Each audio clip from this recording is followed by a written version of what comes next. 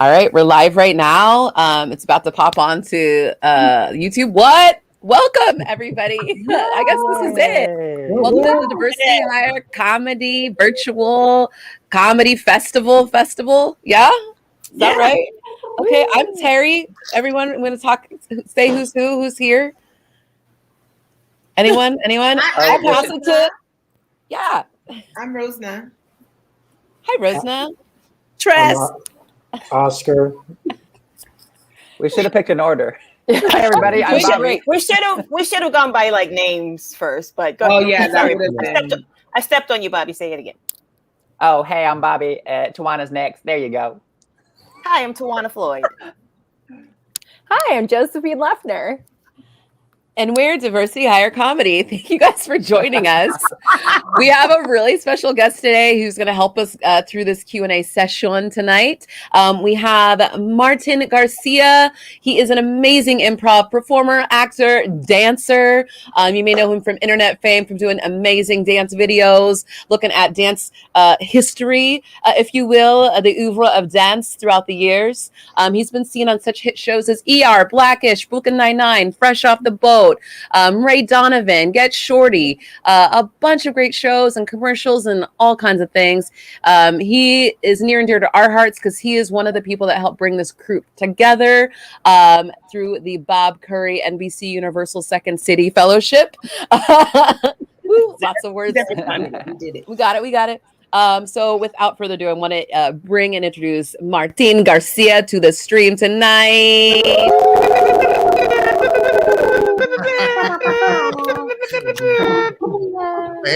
Air horn. Thank you. Goodbye. He's still funny. Hey, Martin.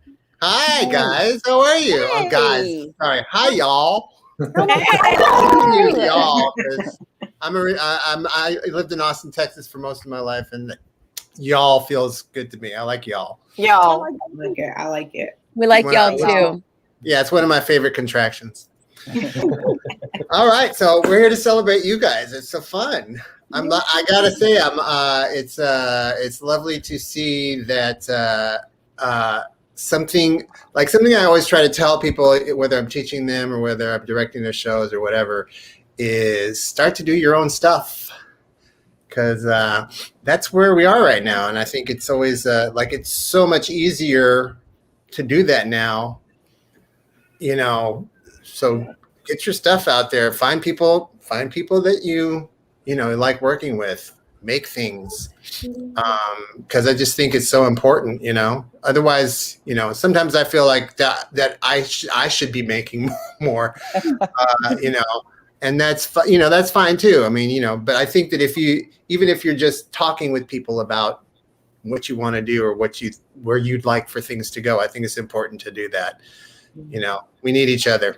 Yeah. I think stuff like this, like even last year, as horrible as it was, I think hopefully what it taught us is that we need other people. We need to interact and have those moments where we can create or just be with other people. Yeah.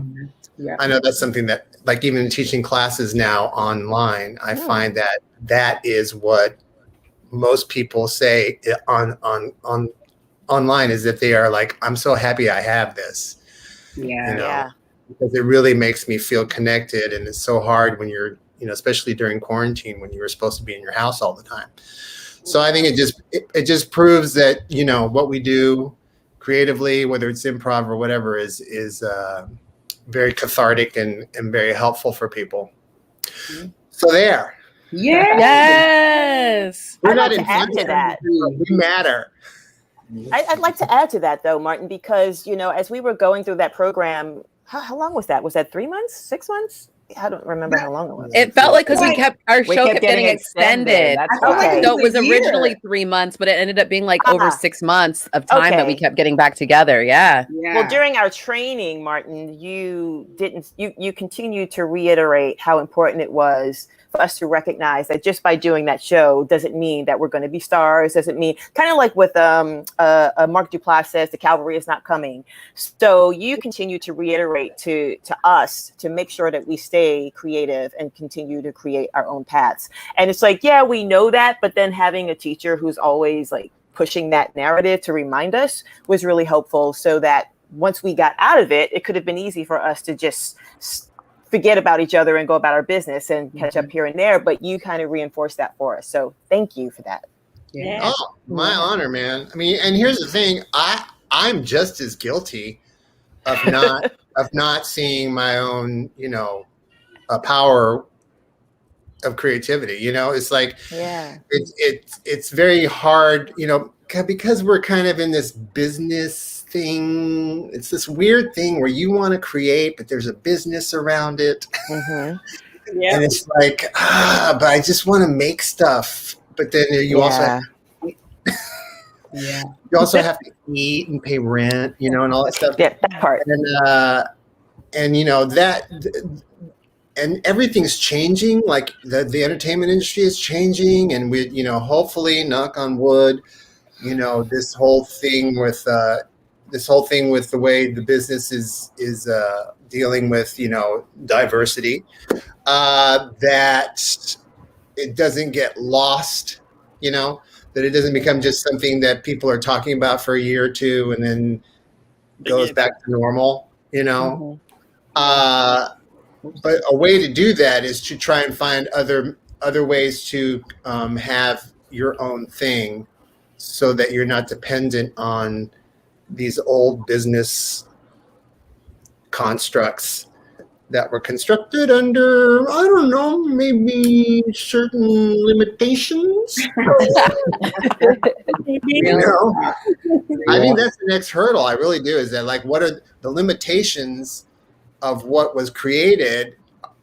How do you expect the people that created the limitations to Oh my change them? God. That was a crazy earthquake. What? Is that what that Really? was? Oh my gosh. I Nobody didn't else feel felt that? it. Now I'm nervous. Am I going? I'm nervous too. Where is it We're coming? coming this way. I'm in Mid-City. Yo, my whole everything heard just it. shook. Oh my gosh. Wow. Where Oh are my you? gosh. I'm in Mid-City. Oh no, I'm really Is close it to you. coming? Guys, we're gonna trend because we caught an earthquake in live time. Ooh. That's so weird. I didn't feel anything. We'll put it in the show notes. I'm so nervous. Okay. Okay. It's big. But I actually, all right, hopefully no aftershocks or aftershocks. Just I kind of want to piggyback off of what Martin said, though. Yeah, I mean, me personally, I think for all of us too, I feel like this, I don't want to say blessing in the skies, but I feel like this downtime or whatever this year and a half was, I think for me personally was as a chance as a performer and an artist to kind of not be afraid of exploring like my artistry and my craft. Like, I don't know, I just feel like, I do feel like us going out into this is kind of gonna, not us specifically, but just like everyone else, I feel like it's gonna revolutionize the industry in the fact that it's making people aware that, there are so many stories to tell. There's so many characters that exist in this world and in this country. And you see, like me personally, I get tired of seeing the same thing over and over and over and over again. And I feel like now, like you have so many artists and shows, like giving you something different, giving you something new and something fresh. And I feel like, I hope we don't get back to whatever we thought normal was before this happened. I hope people realize that there's room for everyone. There's so many stories to tell. And I feel like, at the end of the day, like everyone benefits from just like a variety of stories to tell. That's right. Yep. Yeah. I mean, that's the hope, right? But that kind of brings us to this, right? I mean, like I said, this is amazing, right? Yeah. So how did we get here? That's on my sheet. Tawana, So, how did okay. you get here? I feel like Tawana. Yeah, that's Yes, a lot. Tawana. Tawana. All right. I'm new to StreamYard. I'm trying to do a full screen. I don't know what I'm doing, so I'll just look at the You're little, good. the little thumbnails. Of Are you guys. recovered from the earthquake? Are you recovered? A from little the- bit. A little bit. I Yeah, cannot I'm believe okay. I did not feel that. I'm literally in Koreatown. It was huge. It was huge. I got my Oh, My Rosa's wardrobe's mom gonna says she fall. loves us, by the way. Thanks, Rosa's mom, for watching. Thank you. Hi, Mom. Thanks for tuning in. Boston. Yes. All right. Yeah. So to answer your question, and I don't know if you were paying. Oh no. Oh no! Oh no! Tawana, Tawana's earthquake really shook Oh her. no. What's happening? Yeah. Okay, someone else might have to. I mean, I'll try and lead us into like the direction. Okay, so I met you guys. Well, I met some of you before this, but the thing that really brought this group together was the Bob Curry Fellowship, which in 2019, which was only a year and a half ago, and I swear it feels like forever ago. It does, yeah. Tawana, did the earthquake turn off your internet? 20 back. I told you I was pressing buttons. All right, I'm gonna stop pressing buttons. Anyway, I'm like somebody's nana over here. So what I was saying, Martin, I don't know if you were paying attention at the time, but like when the pandemic first started, there was this thing called the Don't Rush Challenge. And so basically there's a song called Don't Rush. And so these women who were moms would be like in their pajamas, like taking care of the kids. And then they'd like take a makeup brush, put it up to the camera, and then they'd be all glam. And so is that Dora? That's Dora. Yeah. Hi, My Dad. little fan. So I was like, I want to create that, but I wanted to do it with toilet paper since it was such a toilet paper like mania around that. And I wanted us to like make a hat or a dashiki or something crazy out of it. And so I reached out to everybody and nobody knew what it was really. And so then I explained it, but I think I reached out to the entire group. You did. So I'm about to be shady right now. Yeah. So shade, no shade. Because I reached out to 16 people, and 2 of them did get back to me and say, I can't right now. I got other things going on right now. And then a couple just did not respond at all. But it really started out with, I think, 10 of us and then got down to 7. But we jumped on a Zoom, and then Bobby was talking about, oh, my God, improv is so bad on Zoom.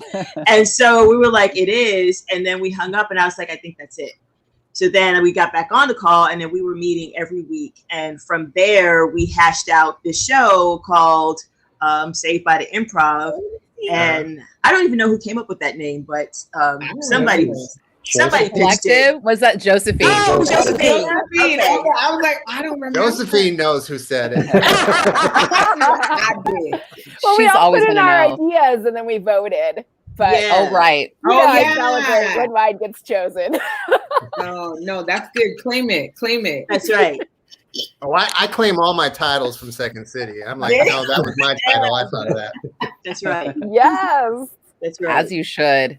Yes. Rightly And then- so. So okay, so so Saved by the Bell or Saved by the Improv We got him. We got him already. was the first iteration of this group. Yes. Mhm. Okay. Yeah. And I watched I watched a really the 55-minute one was y'all just talking about stuff and showing and then you showed a video while you were doing that. But that's not what Saved by the Improv is. What Saved by the Improv is the actual, like, you get together and you improvise as Brady Bunch It's a Square. full show. Yeah, it's a Yeah. full show we did of like teacher Rob, Bobby as our teacher, poor teacher, having to deal with like, the real trials and tribulations of trying to teach online, which I'm sure you're familiar with a little bit, Martine, of like, But But it's also like you try- teaching a BIPOC class that nobody wanted to teach Yes. because that was so Yes. prevalent at the time. Yeah. Yeah. Yeah. Right. Yeah.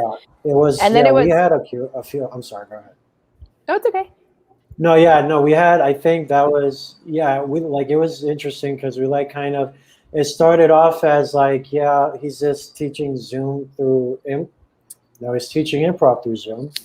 But it became more than that when like the stuff at like all these comedic institutions started coming out, and we kind of like added that in there. And then we kind of gave Bobby's character like a nice little arc, and all the other characters too that we were all portraying. Like everyone had a nice arc, and I think what we did was the reunion. It was supposed to be like the that was reunion. the live one. Yeah. Yeah, that was the live one. Yeah. Is that the one where everybody was getting mad at each other? Yeah. Yep. That was it. Yeah. Yes, That that's was the one. every episode, Mark. That's kind of like any like reality show at the end when the real shit hits the fan. That's, Yes. I am familiar with the reality show. I know. But I to jump in here, I really feel like one cool, I mean, there's so many cool things. I'm so glad I wasn't in the first call, so I'm glad that they accepted me the second time around.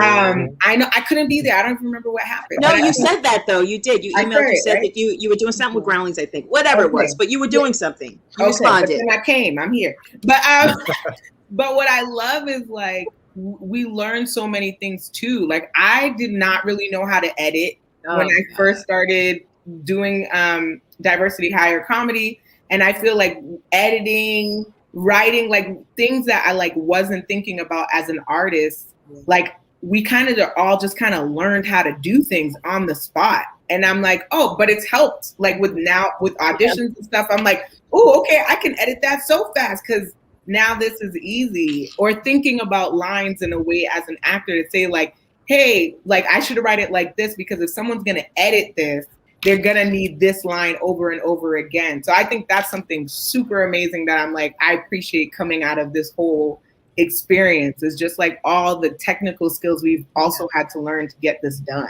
you know? But that's, I mean, I think, I'm sorry.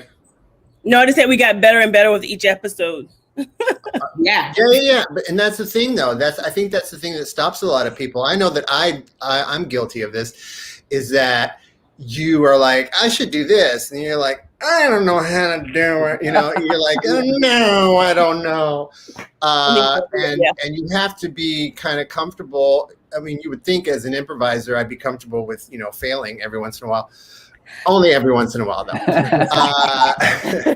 You have to like try to do something and then have it go wrong so that you kind of know how the next time I need to watch that, or I need, and that's, I think that's like, even though doing those stupid music videos that are not stupid. I like them. They were fun. Yeah, they were fun. I don't know why I said stupid. I mean, you had to think of a lot of dances. Yeah. That was work. But the thing about it was I was like, I don't know, like, how am I going to do this? Like, I just want to do this thing where I, because I was missing dancing and I was getting a little large, and and I was home like so much of the day. It was like I got to find something to do. So and then it was like, well, how do I get the songs to match up? Like, I don't want to do the live, just my phone's recording of the song, because then it's going to sound terrible. So then I had to figure out how to match up a track to where I was when I was dancing, all that stuff. And it's like, cool, that's fascinating. So now that, now that they're doing auditions online, or like, online, and or you have to send them in, I'm like, right. Yes, 100%. I had like 6 self-tapes the other week, and I was like, because of my skills with this group last year, it's just not a problem. And even my commercial agent, even too, they were like, Terry, your professionalism has not gone unnoticed. I just want to let you know that. They like texted me that specifically. Like they're always really, I do them quickly because I know we always have a deadline here. I'm like, I do them as soon as I get them, and I'm just doing them faster and better. And like my own cinematography has gotten better. Do you know what I mean? They're like, we just kept, it made me upgrade it and be more conscious of my setting. And like you said, we have to make our own stuff, like our favorite shows on TV, from like, I don't know, like Crazy Ex-Girlfriend and like Issa's Race, like all her stuff, and like Michaela Cole, all her stuff, and like all these people, we love them. And it's like, it's because they all made their own stuff and they started there. And so just that makes me feel like I'm on the right track. And also with these amazing collaborators, I always feel like I get so much just after a conversation, even if I'm tired going into 5 o'clock on Thursday when we meet up. like I always come out energized after and like ready to go make more things because y'all inspire me so much, like across the board. So Yeah. yeah. I think Yay, you same here. should be really, really proud of yourselves for, taking something that that can be seen as a negative and creating something positive out of it. Because a lot of people did not do that. Yeah. And I mean, I'm not saying that they're bad for not doing that, but if you're going to have that time and you're going to have, literally nothing but time, then what are you going to do with it?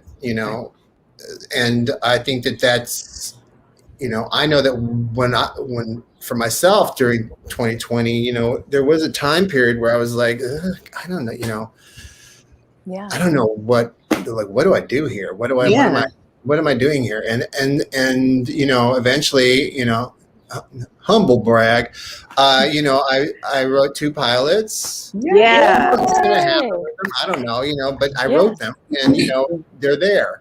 Yeah. And and I did the dance videos and and the whole time I was still like, am I doing enough? I'm probably not doing enough. Yeah. I should be doing more. Felt as well. Well, After we say about the improv, we're like, what more can we do? We are a group that meets every week, and we have so much talent. So it's like, what more could we do to kind of like continue that trajectory after Saved by the Improv? And that's why we're here now. We did this. We made a bunch of videos.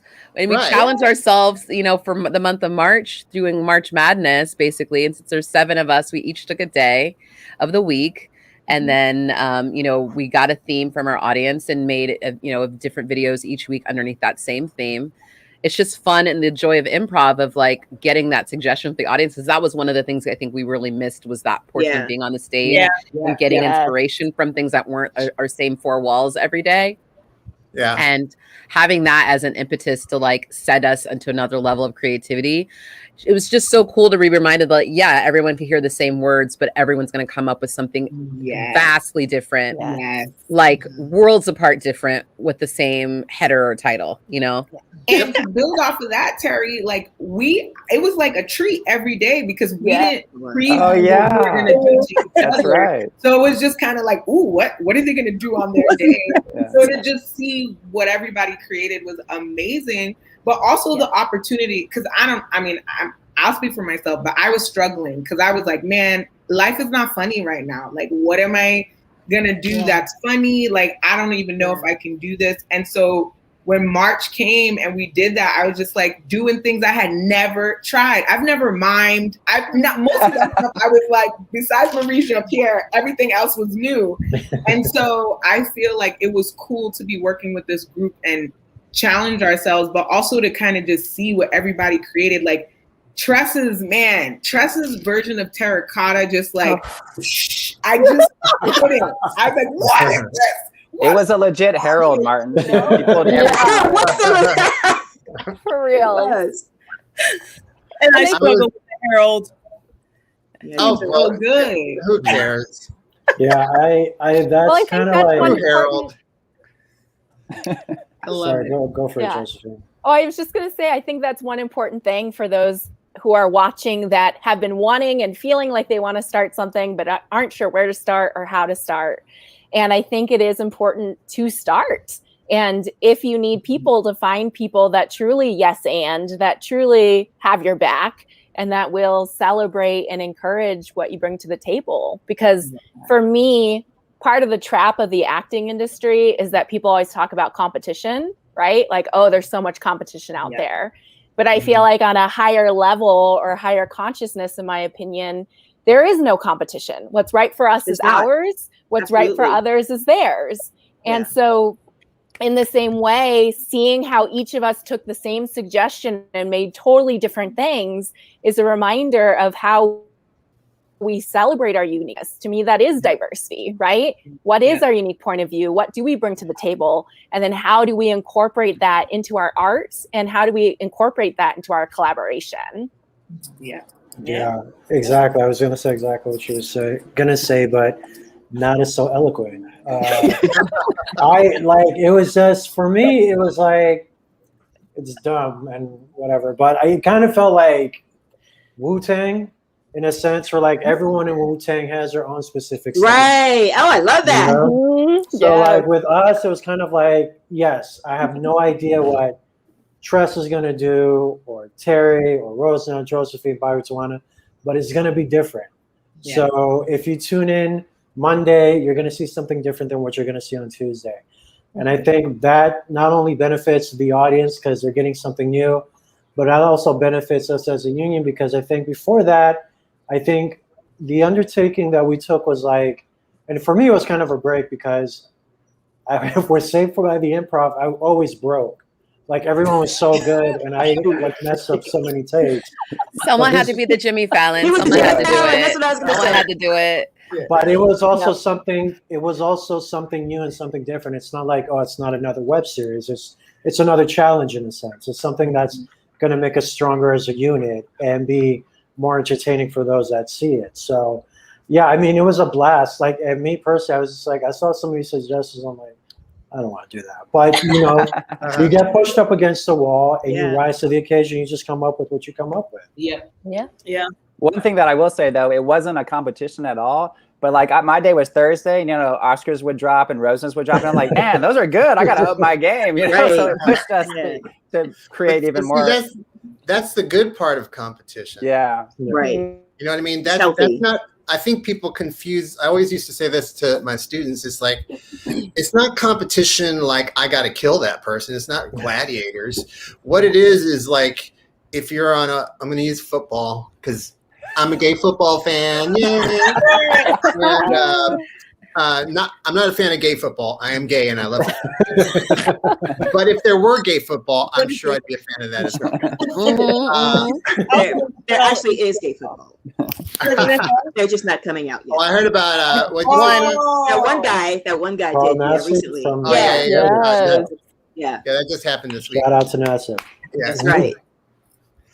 Okay, so but oh shoot, I just lost what I was. Oh, you were talking about it's not gladiators. Competition. Okay, so when someone, like, you don't have a team that's just a quarterback. If you have a team that's just a quarterback, then you don't have a very good team usually, unless you have like Dan Marino, which pretty much he was the whole team. But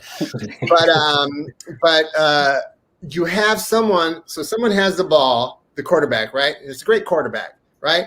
But if he doesn't have a receiver that's good, there's only so much he can do, right? Yeah. So when the receiver has the ball, he has to be a star, right? He has to be a star in that moment. Everybody that's blocking for that quarterback has to be a star doing what they're doing. You know, if they're not good, then none of it works. Yeah. Right. So it's about, you know, it's about making each other better. Yeah. Not about destroying people. You know, I mean, there are different ways of looking at competition. You know, I like people that are like, oh my God, that person is so good. You know, I want to be good with them.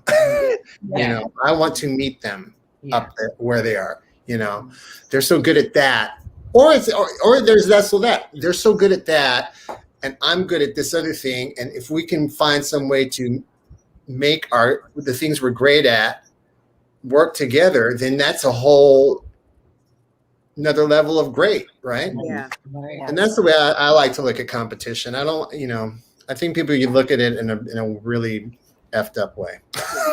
Yes. Yeah. I I think our group is actually just like what you described. Yeah. I think that's most good groups are, you know, that's what happens. Okay. So there was a thing on the list We're on the list. that I'm kind of interested in touching on, but I don't know how long we're going to spend on it. But because we already talked about the Bob Corey Fellowship, which is a show, a showcase show that we did at the Second City here in Hollywood in 2018 and 2019, and they do it. They've been doing it at the Second City in Chicago for a lot longer than that. And then COVID happened, and then. And then a little issue came up. Oh yeah.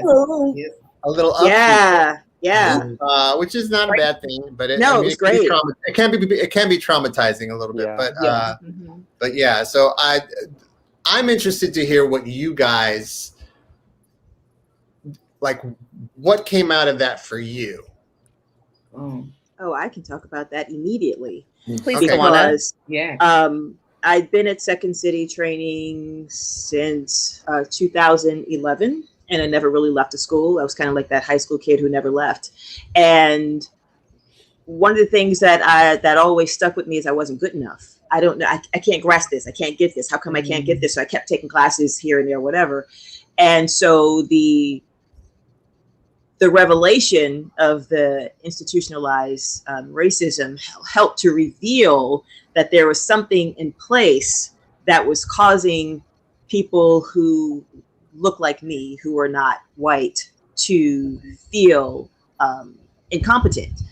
And once I realized that this was happening because I was on a lot of the, what do you call them? The town halls. I was on all of them. So hearing people talk about it in LA, in Chicago, in Toronto, then I was like, oh my gosh, this is so insidious. But what I was creating is not true. I was just meant to feel that way. So if that's not true, then what is? So as that was happening, this group was happening, and me feeling timid in this space of I don't know, whatever, but because we're forcing ourselves to now write things, I started to recognize that I understand comedy structure way more than I've been giving myself credit for.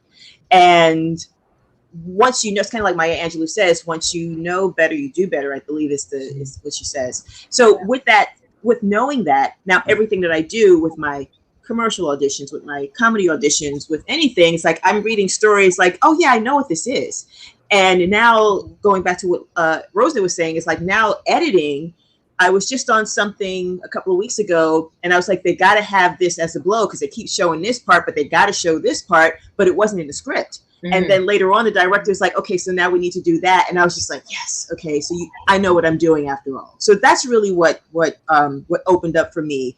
And it was a great revelation, although, so many people were hurt in the way that they were hurt. But, we're moving past that now, and hopefully it'll get better. Yeah. Great. Yeah. Anybody else have any comments? I mean, for me, it was shocking to hear. Like I guess, knock on wood, I didn't experience a lot of things that other people did, but it still didn't hurt to hear or know that people that I knew experienced that. And it's just, for me, it was just kind of like an eye opener, and it just like, I don't know. I feel like we put a lot of emphasis and a lot of weight on these institutions, and we forget that the people make the institutions. Yeah. At the end of the day, it's just the building. It's who's in that building that creates whatever history or legacy is in there. And if need be, let another institution be created. Like, it doesn't need to be like, I love SNL. I grew up watching SNL. I'll just use that as an example, but SNL is in the end all be all of sketch comedy. Right. There are so many other things that have come and gone that have been just as great, if not better. So, I mean, I think that the same goes for any of these institutions. I love Second City. I would love to go back there and, perform there again, but it's just like, you need to get your shit together. I'm sorry. Like, get it together, make it right. And if need be, other institutions can be created. I mean, it's happened before. We've had it's already happening now. Yeah. It's happening now. So it's kind of like, I mean, for those that ever felt like undervalued or overlooked, it's just like, you are valued just like Tawana. Like, you know your shit. I can curse on this, right? This isn't like it's unlisted right now on YouTube. You're good. So it's kind of like, be confident in yourself. Yeah. You know what you're doing, and get other people and create something. Yeah. Don't depend on what's already been there. If you're a part of it, great. If not, that shouldn't stop you from creating something new.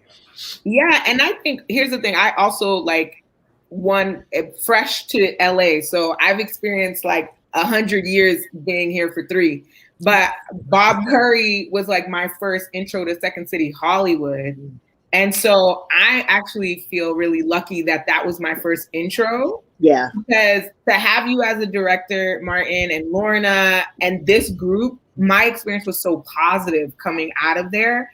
So to what, when Tawana was talking about the town halls, when I was listening, I was like, oh my gosh. You know, I had been in other theaters, obviously in Boston. I had been performing in other theaters. So it wasn't like I've never heard of these things happening, but it was, I was like, you know what? I'm actually really happy that I came in at this point, because I think my experience could have been a completely different story if I had come prior or I had been there so long. I was like, I'm glad the diversity experience was my first experience at Second City Hollywood. Anyway. Yeah. Oh, amazing. I was so struck in during that time thinking of all the teachers, all the directors that I've had over years and years and years, and they were all white, you know? Yeah, right. And I never even thought about it until all of that was happening. And it's just like, how come I never even thought about it? You know, it was in my face the whole time. Literally, Martin, you were the first person of color as a director / teacher for me. And I just thought that was normal, I guess, you know, for my whole, all the training. So I couldn't believe it. It was like an atomic bomb that dropped off for me. Yeah. Yeah. Oh, I will even say, go ahead. Sorry. Go ahead. Oh, no, I was just going to say, I think it really brought to mind this idea and this conversation of generational trauma and the shame that comes from that. Because, again, I feel grateful that I went to Second City a little bit older, a little bit wiser, and was able to do the Bob Curry Fellowship, which, again, Martin, like, you just created such a loving and supportive environment for us to really tell our stories and collaborate together. And so that was really powerful. And then going to these town hall meetings and hearing people speak their truth and acknowledge, which I think was the most powerful, that they did not deserve to be treated that way. Because I think the idea of shame is that, like, if I feel like I'm not worthy or enough, then whatever someone tells me that mirrors that, I believe it's true. But that is not the truth, right? We are all worthy. We are all enough. We are all here on our journeys. So I feel like that was important, that started to come to light, and that people started to take their power back, and that Second City actually addressed it in a way of putting the money forward, of hiring outside companies to really begin to make changes. But I agree. I think, you know, all institutions have their time and place. I hope Second City continues to thrive and flourish, but that doesn't mean there aren't more places for people of color. And in one talkback that I attended, people of the global majority to take their places, take back their power, and really honor that those stories that have been lost need to be found and told, and that the new stories and new journeys need to be celebrated and acknowledged and told as well. Yes. Because to build off of that, just my just to add was just more that what was interesting about Bob Curry, this group, is that even when we were at Second City, we took a lot of initiative on our own to market, to do drop-offs to casting directors. Like, all this stuff to me was so inspiring to see this group. And again, Martin creating the space and encouraging us to do that. Leaving Second City with that, I was like, man, this group is amazing. Like, and it was a reflection to your point, Oscar, about it's about the people. It's about what you make of the opportunity that you're given, you know? I think we were so lucky to get together as a group. What'd you say? I think if we didn't do all that during that time period, I don't even know if Diversity Hire would have been formed. Yeah. I don't know, because I think we kind of, in a sense, had a bond going through that process. And so it really, you know, and then when Tawana was like, hey, you know, who wants to like come and do some things? And then it just kind of snowballed, and we kept doing it, and we just stuck with it. And here we are, you know, this BIPOC comedy group, from that, just doing those simple things of just meeting an hour before rehearsal, kind of. We did business class before. We did business class. We literally did. We had food. Business class, potlucks, like snack rotation. Yeah. Like, we had like built in the habit of meeting. Shout out to Quincy for like the marketing tutorial. Absolutely. Giving us Bonnie Gillespie marketing 101. It was great. Yeah. But I think too, like, to go back to what Martin said about the competition, is just like with a lot of groups, I think it's kind of like that's what makes this one so special for me, is that I feel like in the past it'd be like, yeah, I did this fellowship. You work for as many weeks, you perform, and then that's it. You know, people go their separate ways.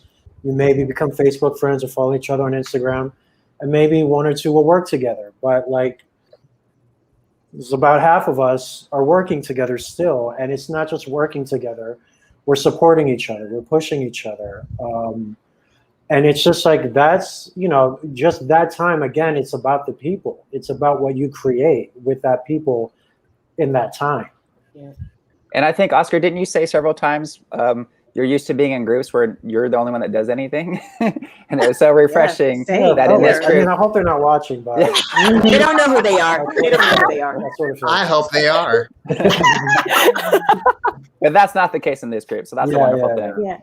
You know, I have to bring this up also because I feel like this was really the light to the stick of dynamite that really helped us to be like, oh shit, we're onto something here. And it was after we had formed, or maybe I don't know how many episodes we had done at this time of, maybe it was just the first episode of Saved by the Improv.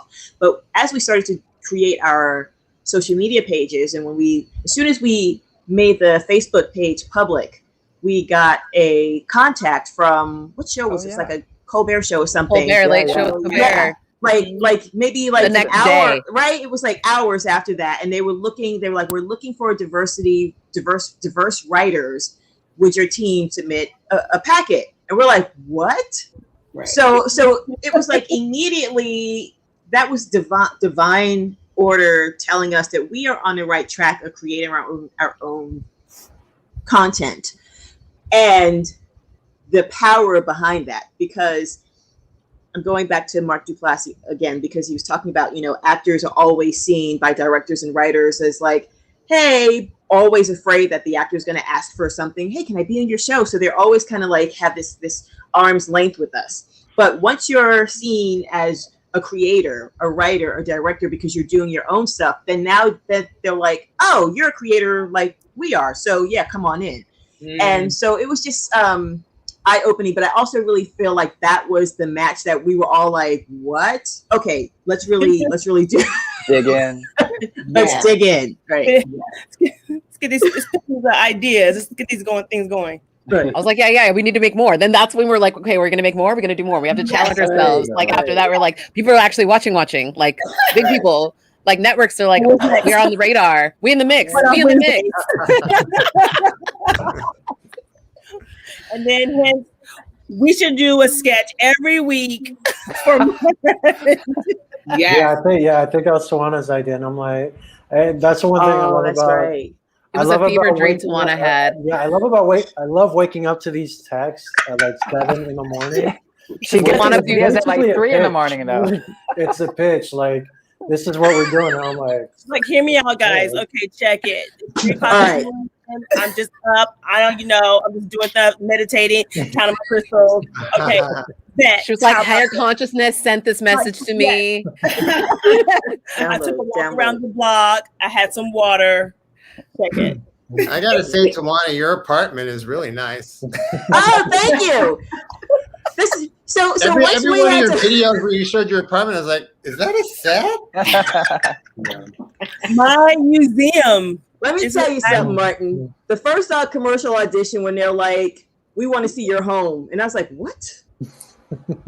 And so immediately I just started making shit look like sets. So it's this little section right here that's movable. But thank you. I appreciate it. Oh, that's good. That's good. It was intentional. Yeah. I mean, I know this isn't about me, but no, but there was that whole thing was very. I don't know if you guys were you guys on the meeting when you broke down, when you had that realization. Yeah. Yeah. That was heartbreaking. But it was but it's weird. I was just thinking about this the other day. It's like I'm older, so it's like I have an experience of life where I went to Chicago in 1994, and there was this diversity push, and I happened to be there when that push, not when it began, but in its early days. Mm-hmm. And so for me, it was like, oh wow, that good for them. I mean, I think that's a smart thing to do, And of course, I was like, oh, can I get in? So for me, it was always this thing of oh no, we're doing the thing. That's great, And for a while there, Second City was the only one that was even trying, So when all this happened, part of me was like, what? And then what's funny is that meeting that we had, I had told that story 5 million times. Never had any emotional reaction to it other than anger. Right. And it was anger at the person. Right. Yeah. And I don't know what happened, but as soon as I started talking about it, and I don't know if it was because I was being witnessed by people that were there when this happened, and how alone I felt, and how I didn't feel like I could say anything, because if I said something, more than likely I was going to be gone. And I couldn't get through it. I started crying. And it's difficult because a lot of the people, first of all, anybody that was a fellow actor of mine, that was an ensemble member of mine, the only people I ever got notes from were straight white men. Mm-hmm. Right. Nobody else ever gave me a note. Yeah. And, that was at the first 1 or 2 shows, I was like, oh, okay. After that, I was like, you don't get to give me notes. Yeah. You're not my director. This is not your show. If you worry about your performance, I'll worry about my performance, and then people started seeing me as bitter. Right. Yeah. Right. Gotta label it. Yeah. Right. Of course. So, and I was like, I forget, I made a joke one time, and I said, well, the only bit I have is bitter. And and I made the joke, but then just all through all this process, I was like, oh yeah, I made that joke, but I'm not. I mean, I guess I am bitter. I mean, I don't know. Is it bitter to be upset about? No, right. Those things? I don't think that's bitter. I just think it's being upset about something that's upsetting. Yep. Right. Yeah. But at the same time, these were my friends. Mm-hmm. So there's this weird thing that happens. Like, my friend, but now it's like, oh, but they shouldn't have said that. Yep. No. They shouldn't have done that. And I didn't feel power because they were my friend. I didn't feel empowered to say, hey, buddy, I don't like when you say that. Yeah. Because again, I don't want to rock the boat. Right. Yeah. And you're by yourself.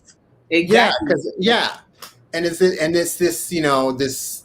And I think that because of being an older person and growing up, half of the 60s, all of the 70s and, and the 80s is like, for me, it was like, no, you do your work. Keep your head down. You'll get recognized. Yeah. And then then you'll get promoted, blah, blah, blah, blah, blah. And then I slowly realized, no, that's not how it works. The people who get moved up faster are the people who go into the office and say, hey, why haven't you moved me up? That's right. Yes. Yes. Mm-hmm. But I would sit there and wait. Yeah. Yep. You're forgotten about. Yep. Because I didn't think I had the power. Yep. Yeah. Right. I didn't feel empowered to do that. And my parents didn't feel empowered to do that. And that's what they taught me. Mm. Yeah. You have to demand it. You have to go in and demand it. This is the thing, is that is the systemic thing. It's generational. Yeah. My parents were like, don't rock the boat, just do your job. You'll get your recognition. Keep your head down. Blah, blah, blah. Yeah. Whereas my white compatriots were like, you want something, you go ask for it. Yes. Yeah. Yeah. And I think, to be honest too, like being the only, even when you are a person that tends to be empowered, I think it makes you question a lot of things, like what you were saying, Tawana. It starts to make you question your quality of work. So even if you were that person going in, being the only one, there's so much you're adapting to. There's so much you're like questioning in your mind, and you're so easily labeled, right? Like, I know when I walk into a room, I'm very loud. I like have a like deep voice that can sound aggressive, right? But I'm like a very kind person. But when I've spoken up, I've heard that, right? It's like you're just angry because you get labeled as the angry Black woman. And in my mind, I'm like, angry?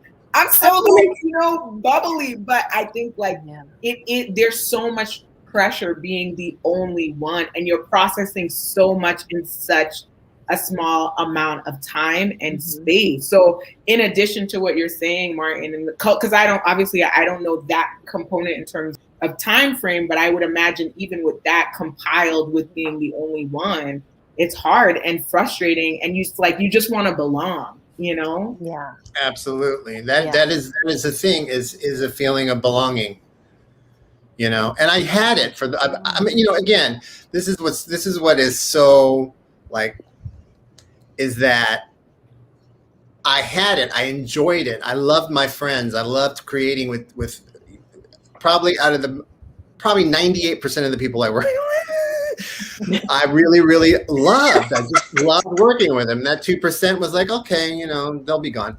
But then it's the other part is, but I am alone. I'm alone too.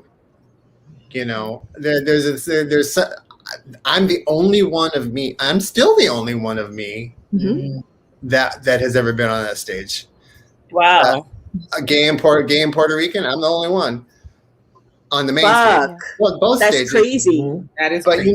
But the thing about it is, well, you were talking about SNL earlier, and I remember hearing. I'm sorry, I'm talking a lot, but I remember hearing that when around the time we were doing Hispanic Attack. We went to do a little show for some, I can't remember the name of the group, but it was like a Latino honchos group. It was like a lot of rich Latinos, right?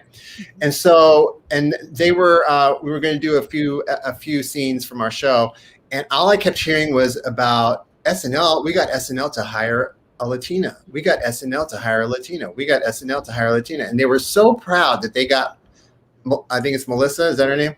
Yeah. She I guess she was their pitch. I don't know, and I don't know how they got to talk or like have any say in that. Well, that was their opinion that they got her on that show. But it's like, why are we so proud that we got one Latina on a show that's been around for 45 years? Yes. Yes. Exactly. To the point where not having enough Black people on the show.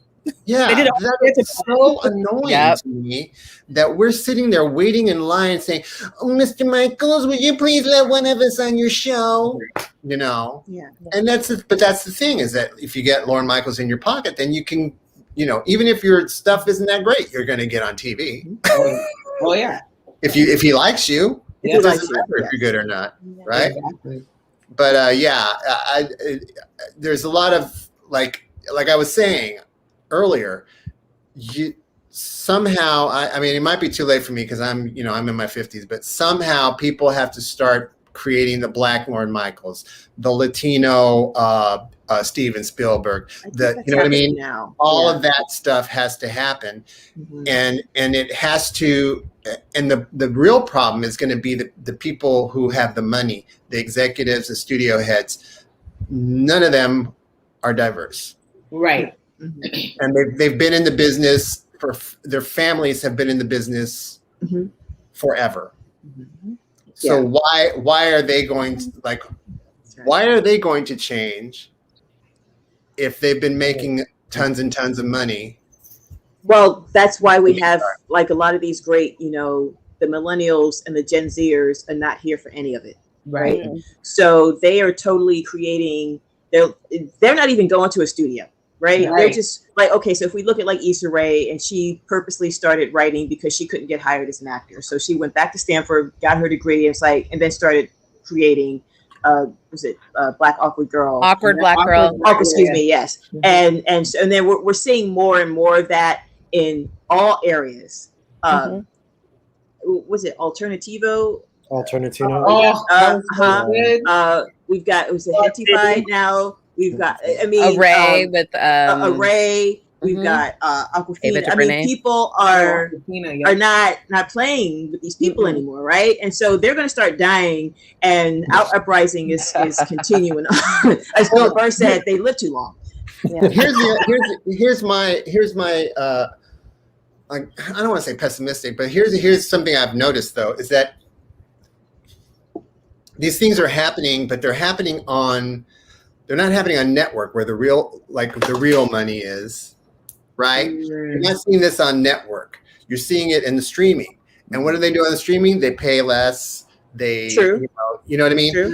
So for me, it's like, why, when we're getting diverse, it ends up on these things that don't pay as much. Right, because it has to show proof of concept over there, right? So if we think of if we think about Tyler Perry and how no network wanted him at all, right, and then finally TBS or TNT, whichever one, was like, all right, well no, but before that, and so they were like, all right, we'll do this, and then he said, okay, well, I'll only work with you if you give me 100 episodes straight out the gate, right? So he walked in demanding. So even though he's on this little cable network that you really got to have that package to get it, he still built his audience to then build, what he has today. So we can't minimize I mean, you're right. Yeah. Why is it only in these these areas where the big dollars aren't yet?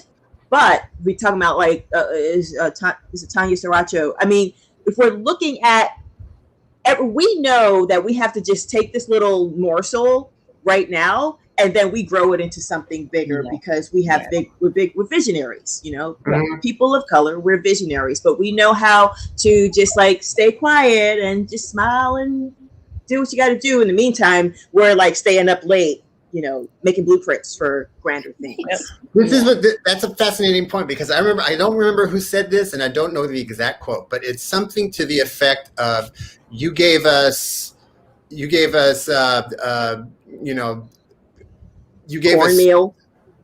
cornmeal, and we made cornbread out of it. You gave us pork parts, and we made barbecue out of it. You gave us this thing, and we made rock and roll out of it. Yeah, right. You didn't give us anything. You gave us crap, and then we turned it into something amazing. That's right. And now everybody is listening to our music, is eating our food, is, you know what I mean? So I wish I had the actual quote, but I don't. But that's such an amazing, to me, way of looking at it. And I'm sorry, I just we were supposed to show a clip of this Robert guy. Are we going to do that? Oh, that's okay. Sorry. We didn't practice that. Oh, I'm like, what? I do want to put in here, though, that I love what you just said, Martin, because that reminds me of alchemy, right? That we are alchemists, that we can transmute, we can create change, we can take things that are ugly and that are painful and make them into things of beauty and surrounded by love and light. And I think that, to me, is truly the artist's journey. If an artist has heart, and an artist intends to uplift the world rather than tear it apart. And I think one thing I just want to point out in that, Martin, what you were saying and what we've been talking about that seems really powerful to me is the power of words. Because there's a lot of conversations that are happening nowadays about how the passive voice often happens in times of tragedy, right? Of these perpetrators who are creating crimes, it's switching around, so then the victim's the one who's at fault. And so, Martin, I hear you that those people were your friends, but I think we need to remind ourselves that friendship doesn't tear down, that toxicity can lie in the people that live closest to us, and they can either uplift us or they can tear us down if we let them. So I really think it's a reminder that words are powerful, and that speaking the truth, a toxic friend tried to tear me down, and I finally spoke my truth. And the relief, I had to cry about it because the pain underneath the anger was too much that day. That's right. Yeah. And I needed to let that go.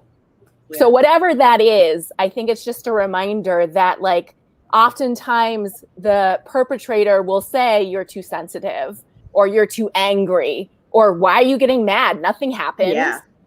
Mhm. Something happened and I am upset about it. And this is my truth. And this is why.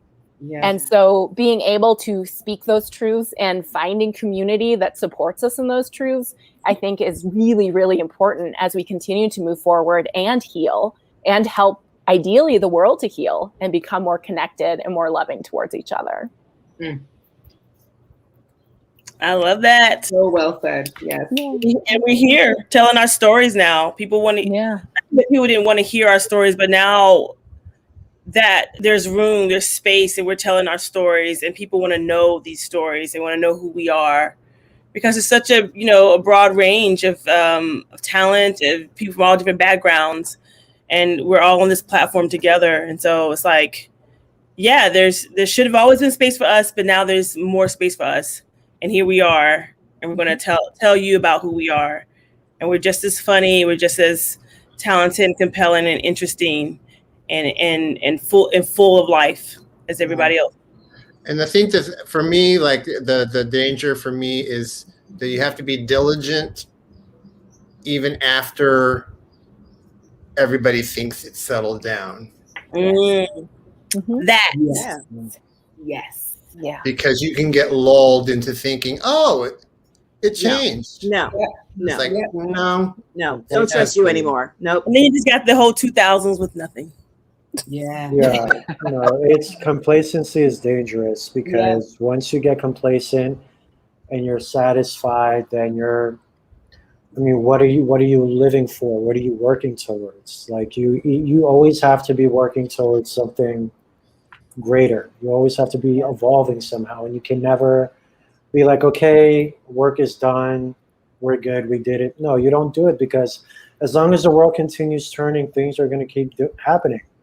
You got to keep turning with it. You got to keep fighting. If there's something that you want, you can never be satisfied. You can never be complacent or lazy. You always got to keep fighting. So even if it's, even going back to like your Martin's example, it was just like, yeah, you got the one Latino. Well, what about the other Latinos that are just as funny, if not funnier?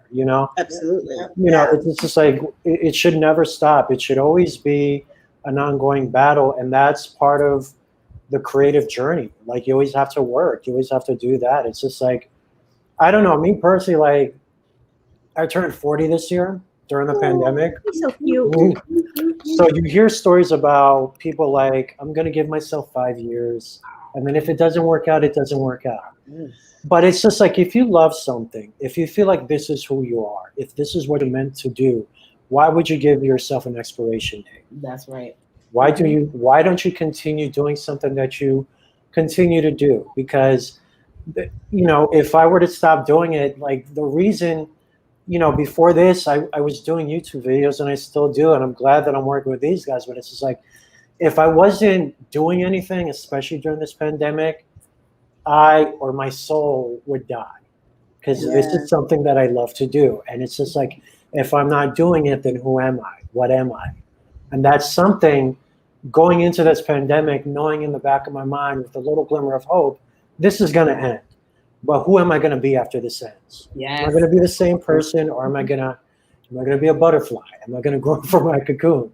Like, that's the thing. It's kind of like this time, and I think for all of us as a unit, we took it to grow individually, collectively, and I'm looking forward to see what we do once we could go somewhere without a mask and see each other's knees. I'm looking forward to it. We can do sketches together. It's a good place to end. We're at time, so we can film things together as opposed to isolated in our homes. Now you have your short film festival.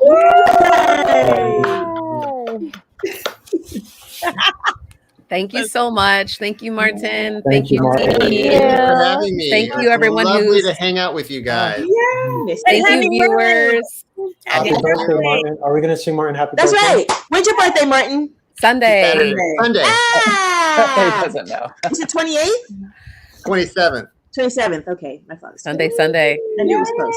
And a 1, and a 2, and a 3. Happy Which version? Which version we singing? Which version? Happy birthday. Oh, wow. And a 5, and a 6. birthday to you. This is why karaoke birthday is really bad. Happy birthday Sorry. to you. Gotta do that Stevie shake.